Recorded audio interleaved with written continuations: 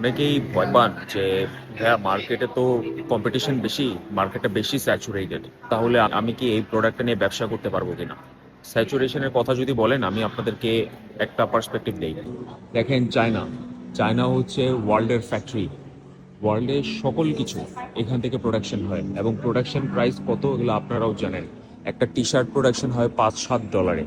$5-7 যদি T shirt production হয়, তাহলে চায়নার মতো কান্ট্রিতে বেভারলি হিলসের পোলো ক্লাব, এমএলবি, রোলেক্স এবং আরো বড় বড় যারা ব্র্যান্ড, তারা আসলে ব্যবসা করে কেন? আমাকে একটু বুঝায় বলেন।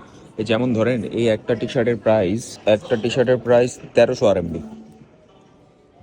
যেটা মনে করেন চায়নাতেই বানানো হচ্ছে $5, সেটা চায়নাতে বিক্রি হচ্ছে 1300 RMB, মানে আপনার 20-22 হাজার টাকার মতো। সো তাহলে যারা চায়না থেকে প্রোডাক্ট বানায় চায়নাতে বিক্রি করতেছে, মোস্ট প্রবাবলি ওরা 1,000 টাকায় শার্ট বিক্রি করতেছে, তাহলে পোলো কেমনে বিক্রি করতেছে এখানে 20,000 টাকার shirt? This is what we call branding, বা একটা পার্সিভ ভ্যালু। একটা কাস্টমার যখন প্রোডাক্ট কিনে, সে কিন্তু আপনার জামা জুতা কিনতেছে না, সে একটা পার্সিভ ভ্যালু কিনে। এবং এই কারণেই কখনোই কোনো প্রোডাক্ট বা কোনো সার্ভিস টোটাল স্যাচুরেটেড হবে না, কারণ আপনি একটা সার্টেন টাইপ অফ কাস্টমারকে অ্যাট্রাক্ট করেন। আপনি কিন্তু সবাইকে অ্যাট্রাক্ট করতে পারেন না। অ্যাপেল কিন্তু অ্যান্ড্রয়েডকে টানতে পারে না, অ্যান্ড্রয়েড কিন্তু অ্যাপেলের কাস্টমারকে টানতে পারে না। This is what we call branding. So কখনোই এটা ভয় পাবেন না যে তার কোনো একটা প্রোডাক্ট বেশি স্যাচুরেটেড। স্যাচুরেশন বলে কিছু নাই।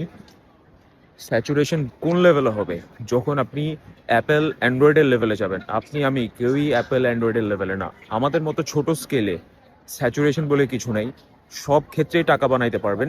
জাস্ট আপনাকে কনসিস্টেন্সি লাগবে, and you have to know what you are doing.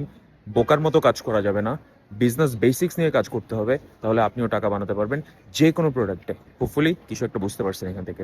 C you soon.